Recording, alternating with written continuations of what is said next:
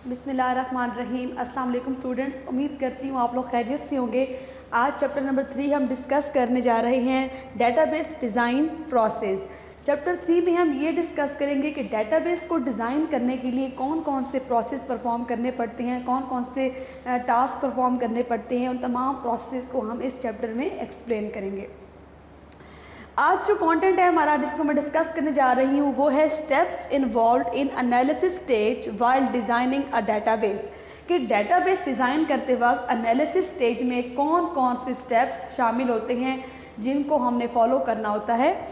Analysis होता क्या है बच्चे? सिंपल अगर कहूँ तो तज्जिया करना। तज्जिया कैसे?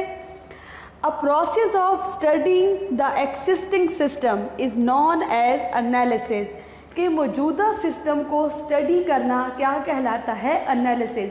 देखें, एक सॉफ्टवेयर हाउस में रिक्वेस्ट आती है जी हमारी ऑर्गेनाइजेशन के लिए ये डेटाबेस सिस्टम क्रिएट कर दें। तो डेटाबेस सिस्टम के लिए जब रिक्वेस्ट आती है तो सबसे पहली चीज़ जो उसके लिए की जाती है वो तो इन्वेस्टिगेशन की जाती है। लेकिन जो एनालिसिस ये किया जाता है कि ऑर्गेनाइजेशन जो है वो क्यों सिस्टम बनाना चाह रही है, उनका मौजूदा सिस्टम क्या था, उनके मौजूदा सिस्टम में कौन से ऐसे फंक्शन नहीं थे जो हमने करंट सिस्टम में शामिल करने हैं। तो पहले से मौजूदा सिस्टम को स्टडी करना एनालिसिस कहलाता है। बेसिक पर्पस क्या होता है इसका? बेसिक पर्पस कि which activities are performed in current system. कि जो हम नया सिस्टम बनाने जा रहे हैं कौन कौन सी एक्टिविटीज़ इसमें इंक्लूड करनी है, कौन कौन सी एक्टिविटीज़ इसमें परफॉर्म होंगी। The analysis also determine what should take place in the new system. Analysis से हमें ये चीज़ भी फाइंड हम कर सकते हैं कि कौन कौन से न्यू फंक्शंस हमने नए करंट सिस्टम में ऐड करने हैं और इन फंक्शंस को कैसे यूज़ करना है। जी, तो हम आते हैं कि कौन कौन से स्टेप्स जो हैं वो इन्वॉल्व होते हैं एनालिसिस स्टेज पे। नंबर 1 है हमारे पास फेजिबिलिटी स्टडी। देखिए स्टूडेंट्स, जब सिस्टम की रिक्वेस्ट आती है किसी भी सॉफ्टवेयर हाउस में कि ये सिस्टम हमने डिज़ाइन करवाना है तो पहला स्टेप जो होता है सबसे पहली चीज़ वो ये होती है कि सिस्टम को इन्वेस्टिगेट करना। तो जितने भी डेटाबेस एडमिनिस्ट्रेटर होते हैं या फिर वहाँ के जो टीम मेंबर्स होते हैं वो क्या करते हैं, एक कंप्लीट स्टडी करते हैं उस सिस्टम को कि सिस्टम है क्या, यूज़र की क्या रिक्वायरमेंट है, किस तरह की का सिस्टम जो है ना वो एक ऑर्गेनाइजेशन बनाना चाह रही हैं। तो उन तमाम चीज़ों को डिस्कस करने के लिए जो पहला स्टेप हमें रिक्वायर्ड होता है वो क्या होता है? फेजिबिलिटी स्टडी। कि कंप्लीट सिस्टम को इन्वेस्टिगेट करना कि सिस्टम किस तरह का चाहिए ऑर्गेनाइजेशन को, यूज़र की क्या क्या रिक्वायरमेंट हैं, क्या क्या फंक्शन परफॉर्म करना चाह रहे हैं वो इस सिस्टम के लिए। Feasibility study is also called preliminary investigation. कि आप सिस्टम को कंप्लीट इन्वेस्टिगेट करते हैं कि जो करंट सिस्टम हम बनाने जा रहे हैं वो सिस्टम है क्या, यूज़र की क्या रिक्वायरमेंट है, क्या फंक्शंस इसमें ऐड करने हैं। It is conducted to investigate the required database system. अब हम क्यों इन्वेस्टिगेशन करते हैं? इन्वेस्टिगेशन का मेन पर्पज़ यही होता है कि यूज़र की रिक्वायरमेंट को जो है ना डिफ़ाइन किया जाए कि यूज़र किस तरह का सिस्टम बनाना चाह रहे हैं। ये मीन्स कि एक ऑर्गेनाइजेशन जिसने रिक्वेस्ट भेजी है डेटाबेस को डिज़ाइन करने की, वो उनकी रिक्वायरमेंट क्या है, वो किस तरह के फंक्शंस को जो है वो परफॉर्म करना चाह रहे हैं अपने सिस्टम में। It determines whether the propose system is affordable, possible and acceptable. और मेन चीज़ ये होती है जिसमें हमारा जो सॉफ्टवेयर हाउस में जो सॉफ्टवेयर इंजीनियर्स होते हैं या जो डेटाबेस डेवलपर्स होते हैं वो मेन चीज़ ये देखते हैं कि जो सिस्टम की रिक्वेस्ट आई है क्या वो सिस्टम हमारा इदारा या हमारा सॉफ्टवेयर हाउस अफोर्ड कर सकता है या नहीं, या फिर हमारे लिए ये सिस्टम बनाना पॉसिबल है या नहीं, या हम उसको एक्सेप्ट करेंगे या फिर नहीं। देखें, ये तमाम चीज़ें जो हैं ये इसी स्टेप में कंसिडर होती हैं। मीन्स के हमारे जो सॉफ्टवेयर इंजीनियर्स होते हैं या फिर सॉफ्टवेयर डेवलपर्स होते हैं, डेटाबेस एडमिनिस्ट्रेटर होते हैं, वो कंप्लीट स्टडी ये करते हैं कि जो सिस्टम हमने मौजूदा सिस्टम बनाना है वो सिस्टम हमारे लिए अफोर्डेबल है या नहीं, कि क्या हमारा इदारा इस सिस्टम को बना सकता है या नहीं। देन और ये डिस्कस करता है कि इसकी पॉसिबिलिटी है या फिर हमने इस सिस्टम को एक्सेप्ट करना है या नहीं। It also determine the area of the project that should be started first.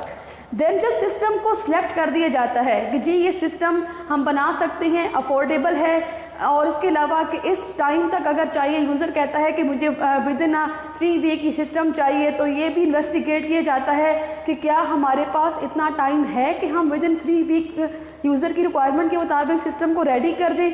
जब ये तमाम चीज़ें देख ली जाती हैं और सिस्टम को एक्सेप्ट या रिजेक्ट 2 का ऑप्शन होता है। अगर सॉफ्टवेयर हाउस वाले सिस्टम को एक्सेप्ट करते हैं तो इन्वेस्टिगेशन ये भी बताती है कि कौन सा एरिया प्रोजेक्ट का सबसे पहले स्टार्ट करना है, कौन सा ऐसा एरिया है प्रोजेक्ट का जिस पे सबसे पहले हमने अपनी वर्किंग स्टार्ट करनी है।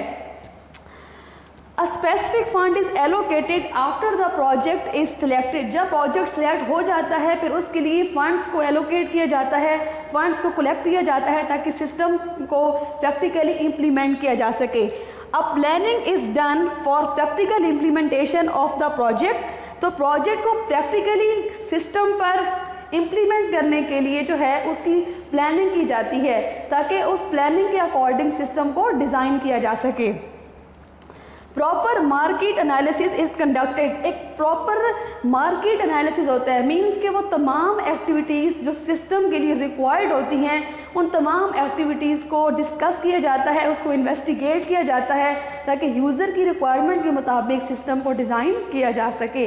तो प्रीलिमिनरी इन्वेस्टिगेशन में हम कह सकते हैं या फिर फेजिबिलिटी स्टडी में एक सिस्टम को कम्प्लीटली जो है ना वो डिस्कस करेंगे ताकि सिस्टम जो है वो completely. And the second point is requirement analysis. Means के फर्स्ट स्टेप में क्या था कि हमने सबसे पहले सिस्टम को कंप्लीट स्टडी करते हैं, देन उसकी रिक्वायरमेंट उसके लिए कलेक्ट करते हैं कि यूज़र जो सिस्टम बनाना चाह रहा है, यूज़र से कंप्लीट उसकी रिक्वायरमेंट ली जाती है कि आप किस टाइप का सिस्टम बनाना चाह रहे हैं, क्या क्या फंक्शंस आपकी रिक्वायरमेंट के मुताबिक होने चाहिए। तो कंप्लीट रिक्वायरमेंट गैदरिंग की जाती है यूज़र के साथ। Is conducted to collect the requirement for the project. कि हम रिक्वायरमेंट एनालिसिस तब कंडक्ट करते हैं जब हमने रिक्वायरमेंट लेनी हो प्रोजेक्ट के लिए यूज़र से। This requirement include the possible input for database. कि डेटाबेस को बनाने के लिए जो जो पॉसिबल इनपुट्स चाहिए होती हैं डेटाबेस एडमिनिस्ट्रेटर को, वो उस इनपुट्स को कलेक्ट करता है। And the required functionality of project. और जिस किस्म के फंक्शंस जो फंक्शंस रिक्वायर्ड होते हैं प्रोजेक्ट को बनाने के लिए, डेटाबेस एडमिनिस्ट्रेटर वो तमाम फंक्शंस कलेक्ट करता है। The users describe their requirements and expectations from the propose system. और यूज़र से उसकी रिक्वायरमेंट ली जाती हैं और उसकी एक्सपेक्टेशन के मुताबिक सिस्टम को जो है ना वो डिज़ाइन किया जाता है। तो यूज़र से रिक्वायरमेंट लेते वक्त इस बात का ख्याल रखा जाता है कि यूज़र की रिक्वायरमेंट में कोई चीज़ मिस ना हो ताकि सिस्टम जो है वो यूज़र की रिक्वायरमेंट के अकॉर्डिंग डिज़ाइन हो। And the third point is project planning. System को स्टडी भी कर दिया, सिस्टम के लिए रिक्वायरमेंट भी ले ली, अब हमने प्रोजेक्ट को प्लान करना है कि प्रोजेक्ट को यूज़र के टाइम के मुताबिक हम उसको डिज़ाइन कर सकें और एफिशिएंटली उसकी डिज़ाइनिंग हो सके और प्रॉपरली उस पर काम हो सके। देखिए स्टूडेंट्स, जब आप कोई काम कर रहे होते हैं और उस काम को करने से पहले उसकी प्लानिंग करते हैं तो आप प्रॉपरली उस काम को जो है वो ईजिली और प्रॉपरली जो है ना वो कंप्लीट करते हैं। Comprehensive planning and schedule must be developed to complete the project successfully। एक कंप्लीट प्लानिंग की जाती है, एक शेड्यूल बना दिया जाता है कि कौन कौन सा प्रोजेक्ट का जो एरिया है वो पहले स्टार्ट करना है, किस एरिया को बाद में किस एरिया पे बाद में काम करेंगे, कौन से एरिया को ज़्यादा टाइम देना है। तमाम प्लानिंग जो है ना ये फिक्स कर दी जाती है और इस प्लानिंग के अकॉर्डिंग सिस्टम को प्रैक्टिकली जो है ना वो इम्प्लीमेंट किया जाता है। All cost factors are also taken. और प्लानिंग के दौरान वो तमाम कॉस्ट फैक्टर्स भी शामिल होते हैं कि सॉफ्टवेयर हाउस में जितने भी टीम मेंबर्स होते हैं वो उस चीज़ को भी ख्याल करते हैं कि इस प्रोजेक्ट के लिए कौन सा हार्डवेयर रिक्वायर्ड है और उसकी क्या कॉस्ट होगी, कौन कौन से सॉफ्टवेयर रिक्वायर्ड हैं, उस सॉफ्टवेयर की क्या कॉस्ट होगी। मीन्स के कंप्लीट प्लानिंग की जाती है। एक तो शेड्यूल बनाया जाता है, उस शेड्यूल के अकॉर्डिंग जो है ना वो सिस्टम पे वर्क किया जाता है। देन उसके लिए हम और उसके अलावा वो तमाम कॉस्ट फैक्टर्स डिस्कस किए जाते हैं जो कि रिक्वायर्ड होते हैं हमें सिस्टम को डिज़ाइन करने के लिए। Salaries of team members also discuss. Planning में उन टीम मेंबर्स की सैलरी को भी डिस्कस किया जाता है, उनकी प्लानिंग की जाती है उनके लेवल्स के मुताबिक कि कौन से टीम मेंबर को कितना पे किया जाएगा जो सिस्टम को डिज़ाइन कर रहे हैं।